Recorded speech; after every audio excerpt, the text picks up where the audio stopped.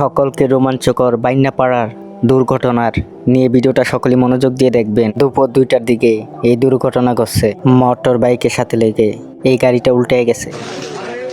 বাস চালকের বাকবিতণ্ডার বেপরোয়া গতির মাসুল দিতে হলো শিশুসহ 4 প্রাণকে। জানা যায় ঢাকা থেকে ফেনী যাচ্ছিল পিবিএম নামের একটি বাস। পথে যাত্রীদের সাথে তুচ্ছ ঘটনায় বাকবিতণ্ডা হয় চালকের। এতে ক্ষেপে গিয়ে গাড়ি চালাতে থাকে বেপরোয়া গতিতে। এক পর্যায়ে কুমিল্লার বানিয়াপাড়া এলাকায় অটোরিকশা মোটরসাইকেলের সাথে সংঘর্ষ হয়। এ সময় মোটরসাইকেলের তেলের ট্যাঙ্কি থেকে আগুন ধরে ছড়িয়ে পড়ে পুরো বাসে। এতে বাস যাত্রী নারী, পুরুষ ও 2 শিশুসহ 4 জন দগ্ধ হয়ে মারা যান।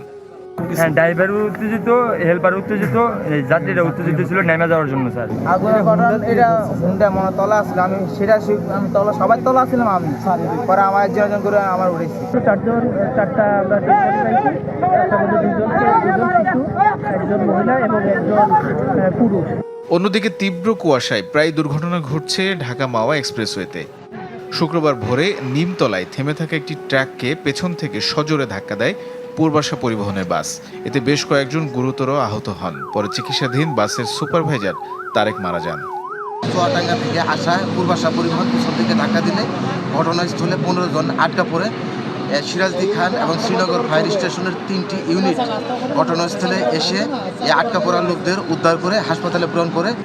গতরাতে চট্টগ্রামের মিরসরায় দাঁড়িয়ে থাকা কাঠবাহী ট্রাকে ধাক্কা দেয় সেন্ট মার্টিন ট্রাভেলসের একটি স্লিপার বাস। এই দুর্ঘটনায় 3 যাত্রীর মৃত্যু হয়, আহত হন বেশ কয়েকজন।